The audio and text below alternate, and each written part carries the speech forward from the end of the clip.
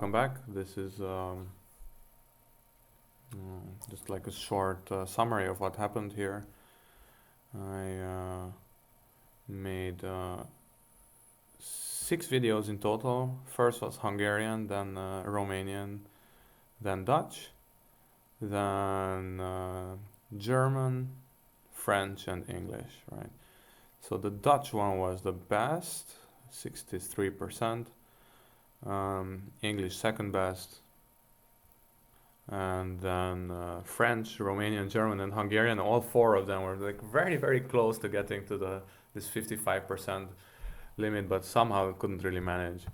And yeah, so like of course all of this is just variants, but it was still a very interesting experience to do it in all these different languages. Unfortunately, like I did look up some of this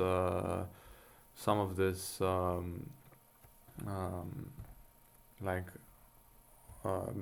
bridge expressions, or like I looked a little bit at this like glossaries in French and German, but I still didn't really. I still forgot a lot of them, and it came out a little bit stupid. Like sometimes I was just thinking of the word instead of letting my mind think in that language, so to speak. Of course, thinking in a language is that you barely speak is not easy. And anyway, most of this bridge thinking is about just like some kind of internal algebra routines, which is, at least if you are trying to count the cards, which I in many cases I didn't. Okay, so about the English one, because this was the last one, I started very well with these 2 spades. Yeah, I don't know, like this 4 hearts was a bad one. Why was this a bad one? Some people made +1. I don't remember what this was. I'm sorry. Oh, actually, you can't see it. I'm doing some kind of weird recording now. If you can't see it, I can show you here. This one. Yeah, I was missing this ace jack 10 of diamonds, and in the end I didn't really get anything. Like I could have tried to start on diamonds very early or something, but I don't know how. I don't think I could have made +1. Gib disagrees, so no. So everything is +1, but I started. Oh, okay, I don't know. If the jack of spades is already wrong, then just leave it. So this was a bad one. This 30% was a bad one, because I could have played this ace of hearts and another. That would have been interesting. I agree. It's possibly a good idea. So it's like king doubleton or hearts 3-3. Is that better than just a straight heart finesse? Is that better than 50%? I mean, that's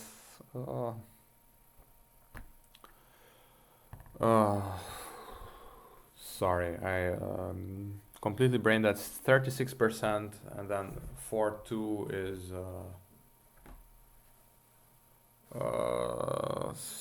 48. Is that 48? 36, 48, and then from the 48 you need to take specifically king doubleton in west, so that would be like half of 48 is 24, and the third of 24 would be 8. And maybe it's not 48, maybe it's more. I don't know anymore, but I think it is 48. And then the king doubleton, it's true, but like king doubleton in east also wins, but that also wins with the finesse. I don't know. I think it's an interesting try. Ace of hearts and another. Credit to whoever it was who tried it. Was it? It's not loading anymore. Doesn't matter. What matters is that this was a pretty fun experiment in general, and You see, anything that came up several times. What came up several times was this um, that I don't like doubling. I don't like rebidding like three hearts when I have hearts in a minor or spades in a minor. Usually I prefer I prefer rebidding my minor and then seeing what I do next round. I generally find it gives me more options, but in this case, like there are several really weird boards, like the one in the French video that was really annoying when I just couldn't really express how annoyed I was in French. Although you have a lot of nice swear words in French, I don't quite know them. I just know by the sound they make that they're bad. Um, that was one of the things. There was also some slams that I missed and some slams that I didn't bid. No, slams that I missed and slams that I bid and went down. Um, I can just then the only thing I can do is show them. Well, this one trump double in Hungarian was really funny with this. You needed to switch to diamonds as soon as possible because you had King Jack 10 9 tight, and there you go. Where was this six hearts down two? Yeah, this was the Romanian one because Gib decided to invite me to slam on a 13 count, but for the hands where actually opener super accepted, Gib didn't even try for slam at all. So